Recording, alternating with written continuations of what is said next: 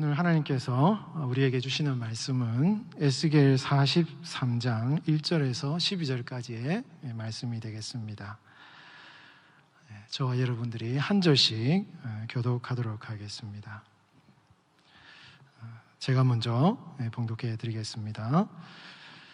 그 후에 그가 나를 데리고 문에 이르니 곧 동쪽을 향한 문이라. 이스라엘 하나님의 영광이 동쪽에서부터 오는데 하나님의 음성이 많은 물소리 같고 땅은 그 영광으로 말미암아 빛나니 그 모양이 내가 본 환상 곧 전에 성읍을 멸하러 올 때 보던 환상 같고 그발 강가에서 보던 환상과 같기로 내가 곧 얼굴을 땅에 대고 엎드렸더니 여호와의 영광이 동문을 통하여 성전으로 들어가고 영이 나를 들어 데리고 안뜰에 들어가시기로 내가 보니 여호와의 영광이 성전에 가득하더라. 성전에서 내가 하는 말을 내가 듣고 있을 때에 어떤 사람이 내 곁에 서 있더라. 그가 내게 이르시되 인자야 이는 내 보좌의 초소 내 발을 두는 초소 내가 이스라엘 족속 가운데 영원히 있을 곳이라. 이스라엘 족속 곧 그들과 그들의 왕들이 음행하며 그 죽은 왕들의 시체로 다시는 내 거룩한 이름을 더럽히지 아니하리라. 그들이 그 문지방을 내 문지방 곁에 두며 그 문설주를 내 문설주 곁에 두어서 그들과 나 사이에 겨우 한 담이 막히게 하였고 또 그 행하는 가증한 일로 내 거룩한 이름을 더럽혔으므로 내가 노하여 멸망시켰거니와 이제는 그들이 그 음란과 그 왕들의 시체를 내게서 멀리 제거하여 버리라 할 것이라. 그리하면 내가 그들 가운데 영원히 살리라. 인자야 나는 이 성전을 이스라엘 족속에게 보여서 그들이 자기의 죄악을 부끄러워하고 그 형상을 측량하게 하라. 만일 그들이 자기들이 행한 모든 일을 부끄러워하거든 너는 이 성전의 제도와 구조와 그 출입하는 곳과 그 모든 형상을 보이며 또 그 모든 규례와 그 모든 법도와 그 모든 율례를 알게 하고 그 목전에 그것을 써서 그들로 그 모든 법도와 그 모든 규례를 지켜 행하게 하라. 성전의 법은 이러하니라. 산 꼭대기 지점의 주인은 지극히 거룩하리라. 성전의 법은 이러하니라. 아멘. 성전의 법은 이러하니라 라는 제목으로 우리 하나님 말씀 같이 나누겠습니다. 오늘 이 기도의 자리에 나오신 여러분들의 삶 가운데 하나님의 그 놀라우신 은혜와 또 회복과 치유의 은혜가 함께 하시기를 예수님의 이름으로 축원드리겠습니다. 우리가 신앙생활을 오래 하다 보면 참 이렇게 믿음 안에 살아가고 또 기도도 많이 하고 예배도 빠짐없이 드리고 또 헌금 생활도 열심히 하는데 여전히 내 삶에 변화되지 않는, 치유되지 않는 그런 연약함이 있다라는 것을 느끼게 되는 것이죠. 신앙생활이 오래일수록 오래 신앙생활하는 성도님일수록 더 그런 것을 많이 느끼게 됩니다. 그것이 어떤 나의 육신적인 연약함일 수도 있고 정서적인 결함일 수도 있고 또 관계의 어려움일 수도 있겠죠. 그러나 여러분 우리가 믿음을 잃지 말아야 되는 것입니다. 복음의 은혜는요 우리 영혼에만 제한된 것이 아니거든요. 여러분들의 육신과 정서적인 가정적인 모든 삶의 영역에 치유와 회복을 일으키신 것이 복음의 능력인 것입니다. 그래서 복음인 거예요. 만약에 그런 은혜가 없다면 이 복음은 복음이 아닌 것입니다. 그 믿음을 갖는 게 중요하죠. 내 삶에 뿌리 깊이 내리고 있는 이 연약함의 문제, 어려움의 문제가 지금은 비록 아직까지는 다 해결되지 않고 아직까지는 그것 때문에 내가 아파한다 할지라도 하나님의 은혜는요, 이 하나님의 생명수와 같은 하나님의 은혜는 우리의 삶에 충만하게 역사하실 때 그 모든 것을 치유하고 회복한다는 것을 성경이 우리에게 가르쳐주고 있고, 그 사실을 여러분들 삶을 보면서 판단하지 마시고 주님의 말씀을 믿고 그 말씀에 근거하여서 확신하시는 여러분 되시기 바랍니다. 말씀이 우리에게 그것을 증가하고 있는 것이에요. 여러분, 올해 우리 교회가 에스겔 47장 1절 12절 말씀 깊이 말씀으로 늘 이웃에게 에스겔 성전에서 생명수와 같은 은혜가 흘러넘쳐서 가는 곳마다 주변에 치유가 일어나고 생명의 역사가 일어나고 죽은 것이 살아나는 그런 역사가 일어나는 그 성경 본문을 가지고 우리가 올해 사역을 감당하고 있지 않습니까? 여러분, 에스겔 성전에서 흘러나는 그 생명수가요, 흐르는 곳마다 죽은 것이 살아나고 생명의 역사가 일어나는 거예요. 이것은 오늘날 여러분 성도들의 삶에, 여러분 한 분 한 분의 삶에도 동일하게 약속하시는 하나님의 언약의 말씀이라는 걸 믿고, 여러분, 하나님, 주님의 은혜의 생명수가 내 영혼에, 내 삶에, 내 가정에, 내가 살아가는 삶의 현장에 충만하게 흘러넘칠 수 있도록 나에게 은혜를 충만하게 부어주시옵소서. 여러분, 기도하시고 확신하시고 믿음으로 나아가신 여러분 되시기를 바랍니다. 여러분, 그런데 이 에스겔 47장을 잘 읽어보면요, 이 생명수가 흐르는 곳곳마다 치유가 일어나는데 딱 이상한 구절이 한 구절이 있어요. 여러분, 혹시 성경을 가지고 계신 분이 계시다면 47장 11절을 한번 찾아보시기 바랍니다. 47장 11절에 이렇게 말씀하고 있습니다. 생명수가 흘러났더니 모든 강물의 생명의 역사가 일어났는데 11절에 보면 그 진펄과 개펄은 되살아나지 못하고 소금 땅이 될 것이다, 이렇게 말씀하고 있어요. 여러분, 이 문맥 자체가 처음부터 긍정적인 표현이 막 나오는데 갑자기 11절에 보면은 부정적인 표현이 나와요. 되살아나지 못한다, 이 말은 라파, 치유되지 못한다, 이런 얘기예요. 생명수가 흐르는 곳곳마다 치유의 역사가 일어나야 되는데 왜 갑자기 11절에서는 치유되지 못한다라고 얘기를 하고 있는가라는 것이죠.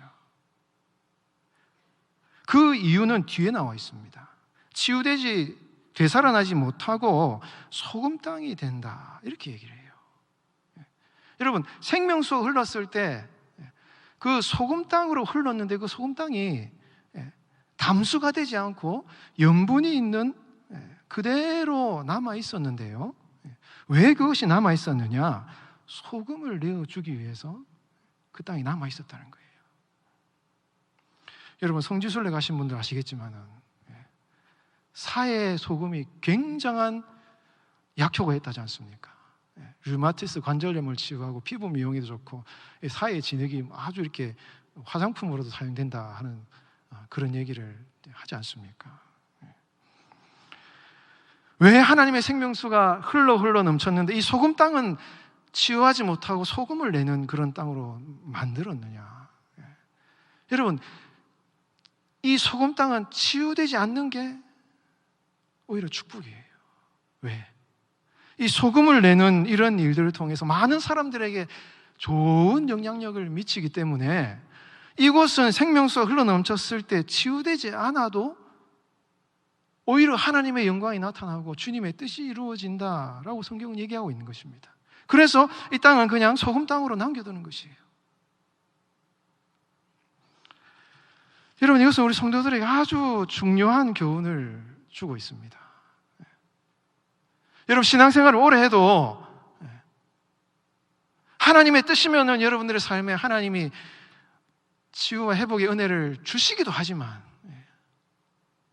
어떤 경우에는 내 삶의 그 연약함이 오히려 하나님의 영광을 나타내고 많은 사람에게 유익을 주는 것이 될 수도 있기 때문에 하나님께서는 어떤 부분에 있어서는요, 그것을 그대로 놓아둘 경우도 있어요. 사도 바울이 대표적인 경우고, 사도 바울뿐만 아니라 오늘날 성도들의 삶도 마찬가지인 것입니다. 그 연약함이, 그 부족함이 오히려 그 사람에게 유익이 되고 오히려 하나님의 영광을 나타내고 많은 사람을 유익하게 하는 그런 요인이라면 하나님이 그대로 놓아두실 수도 있다라는 것을 말씀하고 있는 것입니다. 그래서 여러분, 우리는 하나님의 이 생명수와 같은 은혜가 우리 삶에 흘러넘칠 때 어떠한 경우에도 하나님께서 내 삶을 다스리시고 주관하신다는 하나님의 섭리에 대한 신앙을 가지고, 여러분, 비록 약함이 있고 부족함이 있어도 그것을 가슴으로 받아들이고, 성령께서 우리에게 은혜를 주실 때 나의 그 연약함과 부족함을 바라보는 관점을 바꿔야 되는 것입니다. 그것을 내 마음에 품고, 이것이 나에게 힘들고 어려운 일이지만은 이것을 통해서 오히려 하나님이 약함을 강함으로 바꾸시는 하나님의 섭리가 있을 것이라는 그런 관점을 가지고 그것을 품고 받아들이고 어떻게 이것을 통해서 하나님의 영광을 나타내실 것인가에 대한 그 성령 하나님의 마음을 품고 우리의 삶을 살아가야 된다라는 것을 에스겔 47장 1절 12절의 말씀 우리에게 말씀하고 있는 것입니다. 여러분, 이 생명수와 같은 하나님의 은혜가 여러분들의 삶에 충만하게 임하셔서 모든 삶의 연약함을 회복시키고 치유하시는 하나님의 은혜가 이 시간 충만하게 임하시기를 여러분 기도하시는 시간 되시기 바랍니다. 그러나 여러분, 다 해결되지 않고 다 모든 문제가 해결되지 않아도 하나님 앞에 감사하십시오. 우리 하나님께 영광 돌리십시오. 거기에서 임하시는 하나님의 그 역사하심과 뜻과 섭리가 무엇인지 그에 대한 긍정적인 관점을 가지고 그 일을 통해서 하나님의 일을 어떻게 내가 할 것인가를 한번 깊이 고민하고 생각해 보는 일은 되시기 바랍니다.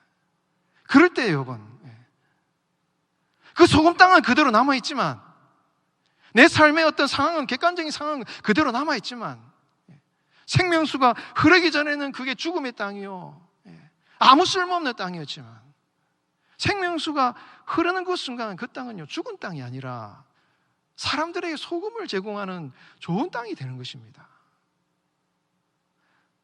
이것이 차이인 것이죠.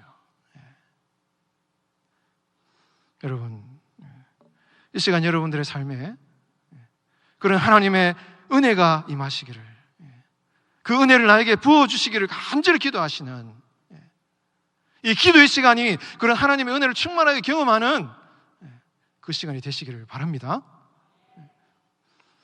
여러분, 그 생명수의 강수가 성전에서 충만하게 흘러 넘쳤는데요, 여러분 47장 1절에서 12절 말씀해 보면은 성전 문지방에서 생명수가 흘러 넘쳤는데 천척을 측량하고 천척을 측량하고 천척을 측량했어요. 처음에는 발목, 무릎, 허리 창이란 물로 차고 넘쳤습니다. 여러분, 이것은 성전 문지방, 성전에서 생명수가 흘러 넘쳤는데 성전 근처에서는 조금 흘러 넘쳤어요. 그런데 그것이 점점 거리가 멀어지면 멀어질수록 그 물이 차고 넘치는 은혜가 있었다라는 것을 말씀하고 있는 것입니다. 자, 이것이 무엇을 말하는 것입니까? 여러분, 에스겔 성전은 성경에서 그 성전의 식양대로 성전을 이미 만들었다는 기록이 없어요. 이것은 실제로 모세의 성막이나 솔로몬의 성전처럼 실제로 만들어진 성전이라고 보기 힘든 것입니다. 그런데 왜 하나님께서 에스겔을 통하여서 이 성전의 도형을 말씀하시고 이스라엘 백성들이 가르쳐 주셨는가? 지금 포로에 끌려가서 고생당하는 이스라엘 백성들에게, 유대인들에게 하나님이 기뻐하시는 성전의 모습, 하나님이 유대인들에게 원하시는 참 성전의 모습이 무엇인가라는 것을 이스라엘 유대인들에게 보여주고 있는 것입니다. 유대인들은 하나님의 성전이라고 생각하고 솔로몬 성전을 만들었어요. 그러나 그 성전에서 온갖 죄악을 저지르고 우상을 섬기는 악한 일들을 했습니다. 그런 일들을 보면서 하나님께서는 에스겔을 통하여서 하나님이 원하시고 하나님이 이 땅에 이루시길 원하시는 하나님의 참 성전의 모습이 무엇인가를 보여주심으로 말미암아 그 유대인들이 스스로 부끄러워하게끔 회개하여서 주님 앞에 나아가게끔 하시는 그런 뜻이 이 에스겔 성전에 있었다는 것이죠. 그래서 여러분, 이 에스겔 성전, 이 에스겔 40장에 48장에 말씀하시는 이 성전은요, 하나님이 진정으로 원하시는 성전의 참모습을 말하는 것입니다. 근데 그 성전에서 흘러넘치는 생명수가 점점점 성전에서 멀어지면 멀어질수록 그 물이 발목에서, 무릎에서, 허리에서 차고 넘치는 창이라는 생명수와 같은 이 생명수 흘러넘쳤다라는 것이 여러분 무엇을 말하겠습니까? 여러분, 에스겔 성전에 임하신 하나님은요, 성전을 향하여 하나님의 눈이 있는 게 아니에요. 하나님의 눈은 성전을 등지고 성전 밖을 향하고 있습니다. 성전에서 생명수가 흐르지만 하나님이 더 많은 생명수와 같은 은혜를 차고 넘치게 하시는 그 하나님의 은혜의 강수는요, 저 성전에 멀리 있는 저 먼 곳에 하나님의 은혜가 더 차고 넘치는 거예요. 성도들의 삶을 말하면은 교회 와서 예배드리는 이 순간뿐만 아니라 교회를 나와서 예배드리고 다시 나아가서 세상 속에 살아갈 때 치열하게 세상에 살아가는 삶의 현장에서 도저히 이것은 하나님이 없고 이 세상 사람들과 부대끼며 살아가야 되는 이 정말 치열한 이 세상을 살아가는 이 세상 삶 속에서 하나님의 은혜가 거기에서 더 충만하게 넘친다는 것입니다. 여러분, 하나님 교회 와가지고 은혜 받고 찬양하고 예배드리고 기도하는 이 순간에 물론 하나님이 주신 은혜가 있겠죠. 그러나 여러분들이 예배를 드리고 다시 가정에 돌아가서 가정에서 그런 관계 어려움, 자녀들의 어려움, 그런 많은 어려움들을 겪는 그곳에 하나님의 눈이 있고 그곳에 하나님의 마음이 있다는 것을 이 성전 환상은 말씀하고 있는 것입니다. 여러분, 거기에 하나님이 더 많은 생명수와 같은 은혜를 창일하게 충만하게 여러분 부어주신다는 것을 얘기하고 있는 것이에요. 여러분, 그래서 우리는요, 하나님의 시선이 향하는 그것을 우리가 바라봐야 되는 것입니다. 주의 성전에 와서 하나님의 충만한 임재가 임하시는 이곳에 와서 하나님의 은혜를 충만하게 경험하고 그 은혜를 가지고 우리의 본 게임은요, 그것이에요, 여러분. 그것에서 치열하게 하나님의 영광을 위해 살아가는 그 치열한 삶의 현장 가운데서 하나님이 은혜를 충만하게 부어주시고 하나님의 마음도 거기에 있는 것입니다. 여러분, 오늘 찬양을 했지만 너무나 여러분 잘 아는 요한복음 3장 16절 말씀 뭐라고 말씀하십니까? 하나님이 어디를요?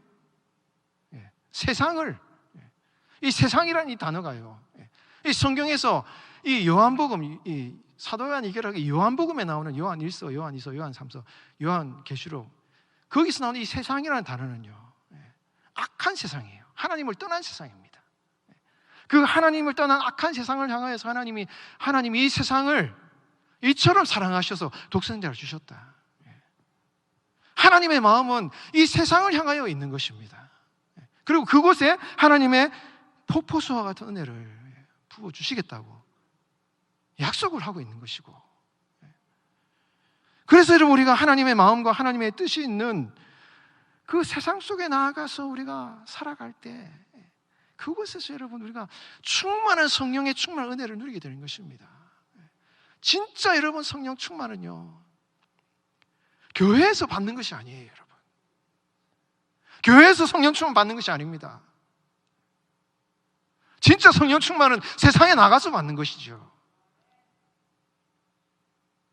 말씀대로 살아가기 힘든 그 순간에 하나님의 말씀을 내가 위해서 살아가겠다는 그 결단을 하는 순간이 성령 충만한 순간인 것이고, 많은 손해를 보고 내가 많이 피해를 당해도 하나님의 말씀대로 살아가겠다는 결단을 가지고 세상에 나아가서 여러분 세상의 가치관을 만날 때에 거기에 굴복하지 않고 하나님의 말씀대로 내가 살아가겠다 결단하는 그 순간에 가장 성도들은 성령 충만한 삶을 살아갈 수가 있게 되는 것이고, 거기에 여러분 하나님의 생명수가 여러분 차고 넘치는 은혜가 우리에게 부어주신다는 말씀하고 있는 것입니다. 여러분, 이 은혜를 누리시는 여러분들 되시기 바랍니다. 그래서 여러분 성도들은 이 성전, 하나님이 임하시는 이 성전에 와서 하나님의 임재를 충만하게 누리고 이 세상에 나가야 돼요. 근데 여러분, 이 하나님의 임재는요, 모세의 성막이나 솔로몬 성전은 거기에는 언약궤가 있어요. 근데 이 성전에는, 에스겔 성전에 언약궤가 없습니다. 여러분 성경을 잘 읽어보시면 아실 거예요. 언약궤도 없고 등잔대도 없고 번제단만 있습니다.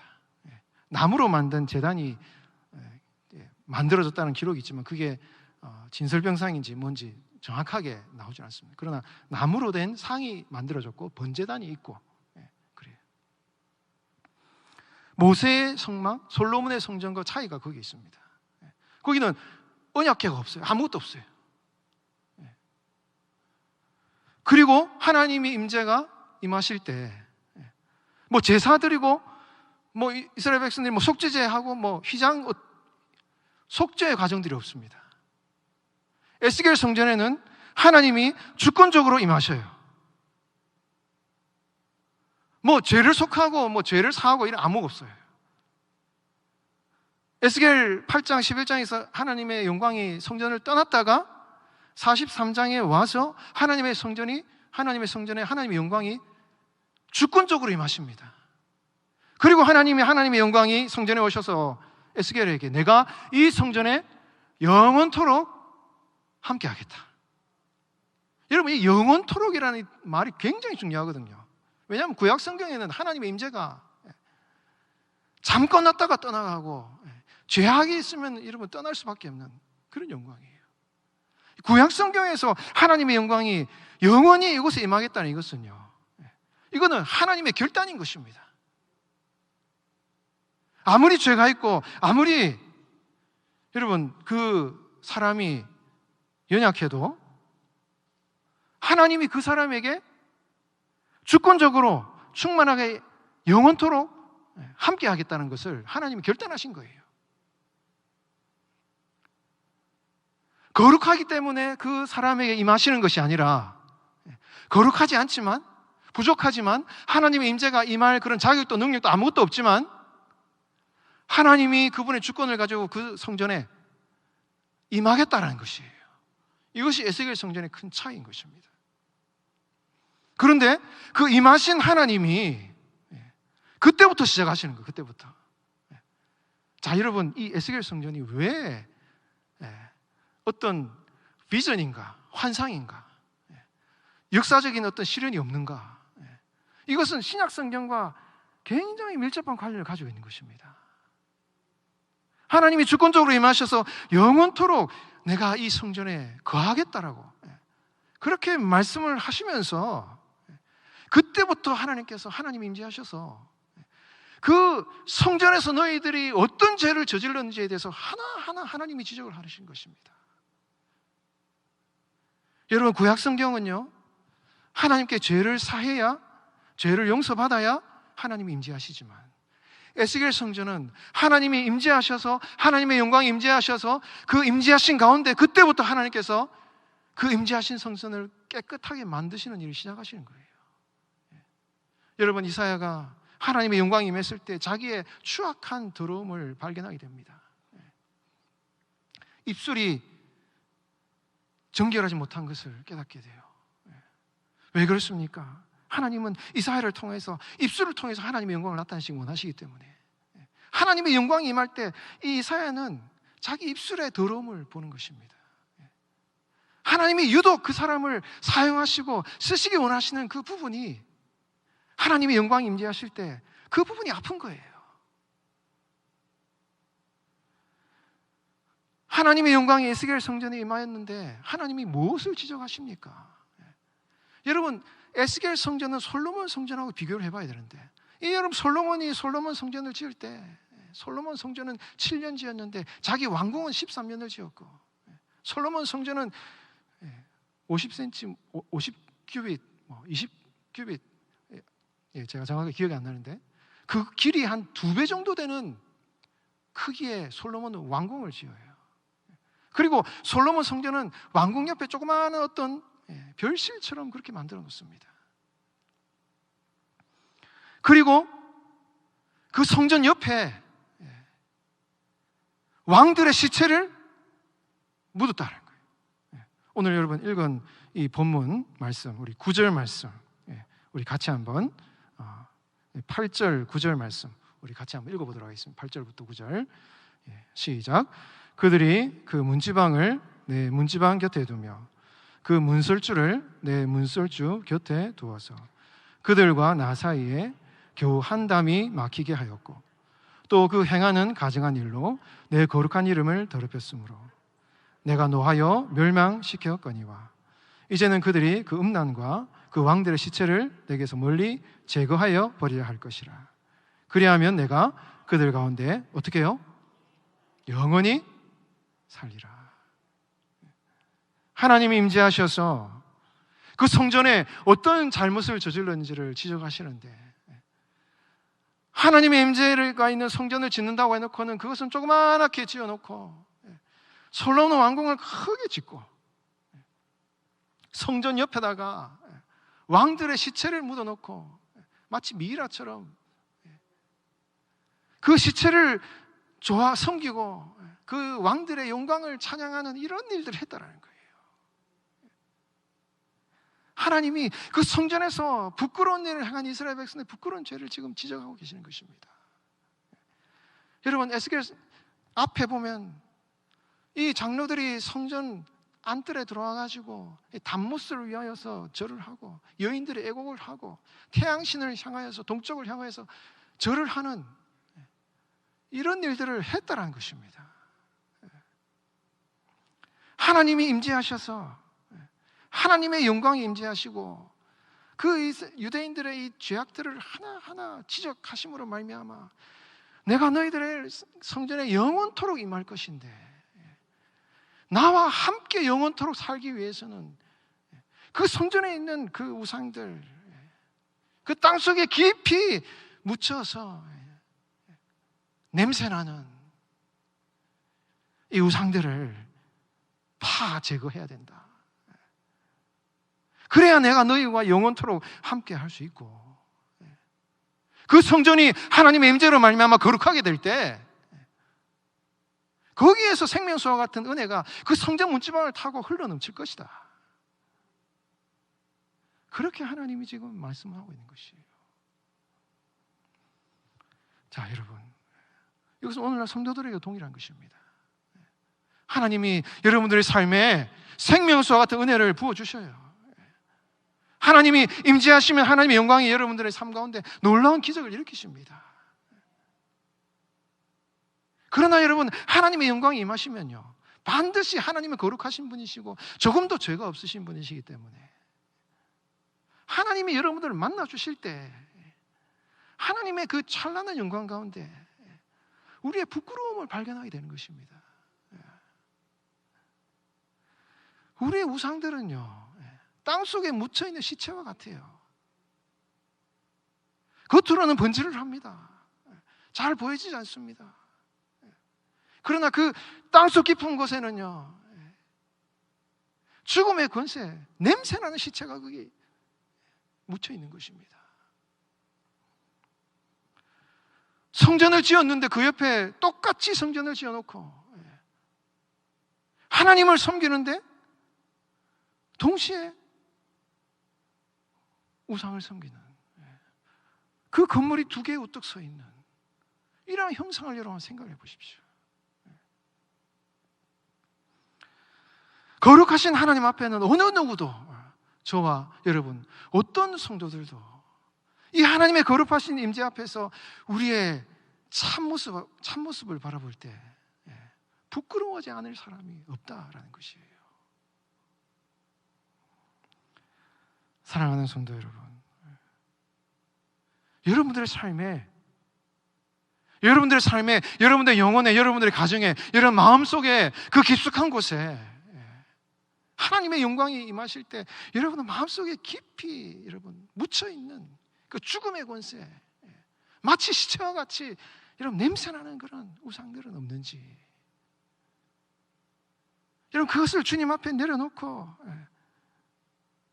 하나님, 내가 주님 앞에 내 영혼 깊은 곳에 뿌리 내린 이 우상과 제약의 뿌리들을 다 뽑아내고 내 영혼과 내 삶에 하나님의 생수와 같은 은혜가 차고 넘치기를 원합니다. 하나님, 내 힘으로는 할 수가 없네요. 나는 연약해서 내 힘으로는 할 수가 없으니 하나님, 나에게 함께 하셔서 내 삶에 이른 뿌리 내린 삶의 연약함을 뽑아주시고 우상을 뽑아주시고 하나님의 성전과 함께 지어진 이 우상을 다 무너뜨려 주셔서 내 인생에 오직 하나님만이 유일한 왕이 되시고 하나님만이 나의 유일한 소망이 되시는 이런 은혜를 누리며 살아갈 수 있도록 하나님 나를 도와주십시오. 이렇게 기도하시고 하나님 의지하시는 이 기도의 시간이 되시기를 바랍니다. 여러분 기도하십시오. 여러분 이 저녁에 여러분 기도하시기 바랍니다. 그래서 에스겔이 지금 이스라엘 백성들을 보여진 이 성전의 환상은요, 하나님이 원하시고 기뻐하시는 성전의 모습이기 때문에 이 성전을 볼 때마다 이스라엘 백성들은 자기의 부끄러움을 느끼는 거예요. 왜냐하면 에스겔 성전과 솔로몬 성전은 비교가 되는 것이에요. 완전히 망해가지고 솔로몬 성전이 다 회파되었는데 하나님의 찬란한 성전을 보면서 우리가 그렇게 솔로몬 성전에서 그 찬란한 영광을 보았는데 그 성전에서 하나님이 기뻐하시는 이 성전의 영광을 우리가 제대로 지키지 못하고 우상을 섬기고 죄악을 저질렀구나.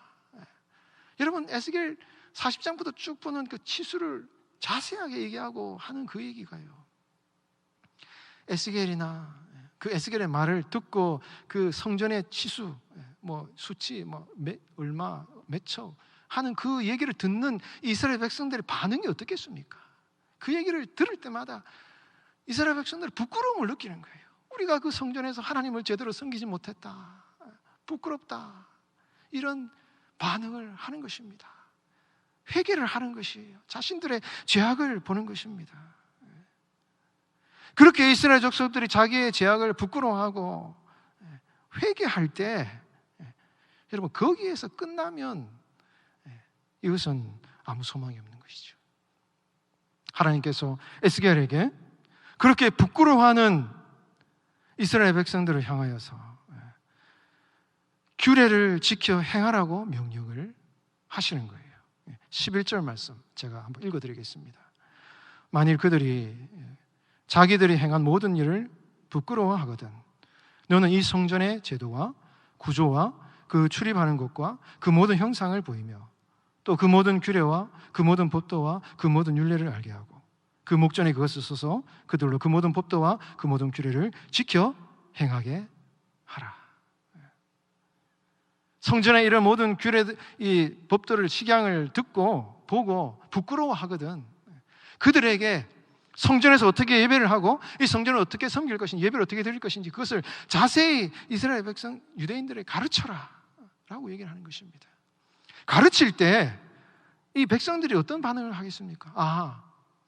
우리가 비록 솔로몬 성전에서 죄악을 저질렀지만 하나님이 기뻐하시는 성전의 모습은 바로 이런 모습이기 때문에 앞으로 우리가 살아가면서 이제 포로에서 귀환하면 하나님이 기뻐하시는 성전을 짓기 위해서 우리가 열심히 살아가자.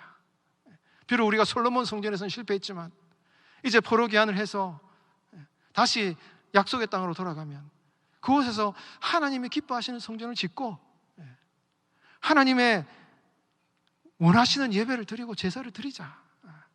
이 성전, 이 에스겔이 보여준 이 성전 환상이 참 하나님이 기뻐하시는 성전의 모습이기 때문에 이 비전과 이 환상과 이 꿈을 마음에 담고 그 성전의 영광, 하나님이 기뻐하시는 영광, 비전을 이루기 위해서 열심히 살아가자 결단을 하지 않았겠습니까? 그런데 여러분 포로에서 돌아간 이스라엘 백성들이 만나는 상황들은요 처절한 것입니다. 먹고 살기가 힘들고 주변의 이방민족들의 침략을 당하면서 방해를 당하면서 겨우겨우 성전을 지어서 스룹바벨 성전을 지었는데 그 성전을 짓고 나니 물질적으로나 시간적으로나 인력적으로나 너무너무 부족해서 하나님이 보여주신 에스겔 성전과 같은 그 영광의 찬란한 성전을 짓지 못했지만 그 스룹바벨 성전을 지으면서 이스라엘 백성들이 눈물을 흘리면서 하나님께서 말씀하신 그 성전의 비전을 이루지 못한 자신들의 연약함을 보면서 눈물을 흘리는 그 모습이 여러분 나오지 않습니까? 나중에 여러분 헤롯이 그가 어떤 정치적인 의도를 가지고 성전을 지었든지, 여러분 헤롯 성전의 어떤 그 모습이 있는데 에스겔 성전하고 많이 비슷해요. 그러나 규모는 작습니다. 그러나 어떠한 정치적 의도이든 간에 유대인들이 어떤 압력을 넣었든지 성전을 지었어요. 그러나 에스겔 성전만은 못한 것입니다. 에스겔 성전은 굉장히 큰 가로세라고 500척에 해당되는 것인데, 이것은 260m가 넘는 큰 성전인데, 거기에는 비길 데 없지만은 그 헤롯 성전, 굉장히 큰 헤롯 성전을 짓습니다. 이것이 무엇을 말하겠습니까? 포로로 끌려간 이스라엘 백성들에게 에스겔이 보여준 그 성전 환상을 이스라엘 백성들은 마음에 품었어요. 이것이 하나님이 기뻐하시는 성전의 비전이기 때문에 그의 역사적인 이스라엘 백성들의, 유대인들의 역사적인 상황 가운데 그들은 끊임없이 하나님이 주신 교회를 향한, 성전을 향한 비전을 품고 그것을 역사 속에서 이루기 위해서 부단히 발버둥치고 노력하고 하나님의 거룩한 성전을 이루기 위해서 계속해서 그들은 싸워나갔다는 것입니다. 그러나 그것은 제대로 이루어내지는 못했어요.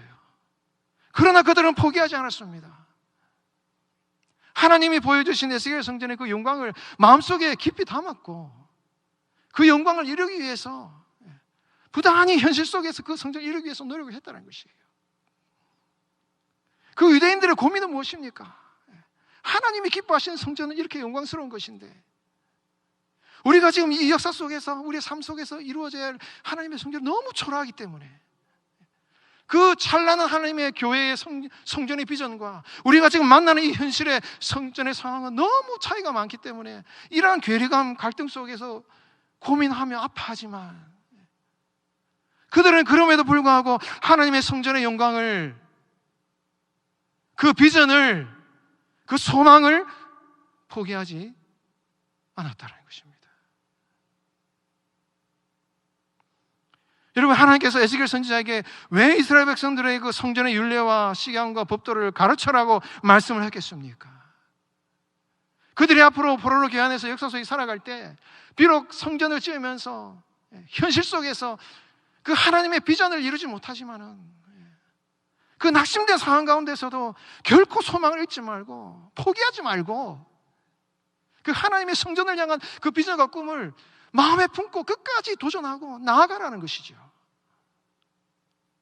그것이 바로 이 에스겔 성전에 주시는 하나님의 뜻인 것입니다. 여러분, 이것은 오늘날 우리 성도들의 삶도 마찬가지인 것입니다.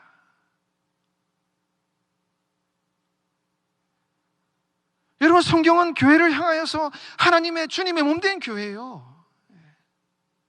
한 몸된, 지체로서의 몸된 교회예요. 하나님의 영광이 임하시는 교회예요. 사랑이 넘치고 은혜가 넘치고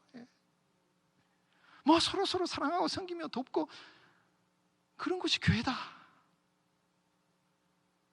라고 성경은 우리에게 말씀하고 있는 것입니다. 그러나 우리가 섬기는 교회, 그 보편적인 교회는 그렇게 찬란하고 영광스러울지 모르지만 우리가 섬기는 지역사회 교회, 이 교회는 너무너무 우리는 그 성경이 말씀하는 그 비전과 꿈에 비해서 너무너무 우리의 교회는 약한 거예요. 부족한 것입니다. 사랑하는 곳이 교회라 그랬는데 만나면은 서로 싸울 때도 있고 한 몸 된 그런 교회라 그랬는데 서로 그냥 관계가 깨어지는 이런 교회의 모습을 볼 때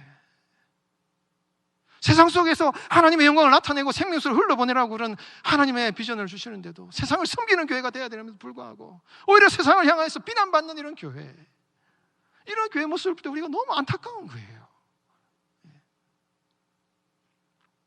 하나님이 약속하신 그 언약적인 교회, 그에 비해서 우리가 경험하는 현실적인 교회는 너무너무 괴리가 많이 있는 것입니다. 그럼에도 불구하고 하나님께서 사도 바울을 통해서, 예수님을 통해서 주님의 교회가 바로 이런 것이라고 우리에게 말씀하실 때 여러분, 그 교회에 대한 소망을 우리가 잃어버렸으면 안 되는 것이고, 낙심해서는 안 되는 것이고, 비록 우리가 경험하는 이 교회의 모습이 너무 우리 성경이 말씀하시는 교회의 모습과 너무 괴리가 있는 그런 상황들을 닥친다 할지라도, 우리가 이 역사 속에서, 우리의 삶의 경험 속에서, 현실 속에서 하나님이 원하시고 기뻐하시는 교회를 향한 비전과 꿈을 결코 우리가 놓지 않고, 이 교회가 하나님의 영광을 나타내는 교회가 될 수 있도록 부단히 소망을 품고 비전을 품고 나아가야 된다는 것입니다. 그것이 바로 에스겔 성전이 우리에게 주시는 교훈이요, 성전의 법이라고 말씀하고 있는 것입니다. 이것은 성전을 통해 주신 하나님의 말씀이라고 얘기를 하고 있는 것입니다. 사랑하는 성도 여러분, 우리는 연약해요. 우리는 부족해요. 그 부족한 사람들이 모여있기 때문에 교회는 연약합니다. 우리는 하나님의 임재 안에서 하나님의 치유가 필요하고 우리를 도우신 하나님의 은혜가 필요한 것입니다. 그 하나님의 임재 앞에서 우리는 우리 자신을 깊이 돌아보고, 부끄러운 우리의 모습 가운데서도, 부끄러운 우리 교회의 모습 가운데서도 이런 낙심하지 말고 에스겔 성전을 보여주신 그 하나님의 비전과 꿈을 품고 여러분 세상에 나아가야 되는 것입니다. 우리 교회가 지금 올해 깊이 말씀으로 널리 이웃에게, 이 소망은요, 이 비전과 꿈은요, 어떻게 보면 깊은 절망의 그러한 경험들이 있음에도 불구하고 소망을 잃지 않고 교회의 그 본질을 바라보며 비전을 품고 나아가려는 그런, 어떻게 보면은 낙심과 소망이 공존하는 그런 표현인 것입니다.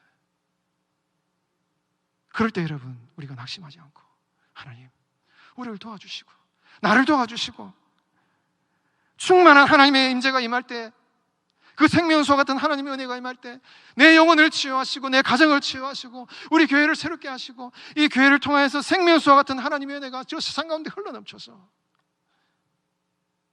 진정 우리로 하여금 성령 충만한 삶을 증명하기를 원하시는 저 세상 가운데 우리가 창일한 하나님의 생명수의 영광을 우리가 경험하고 누리는 그런 삶을 살아가게 해달라고 기도하시는 이 시간이 되시길 바랍니다. 여러분, 이 시간 우리가 말씀을 생각하면서 우리 같이 찬양하도록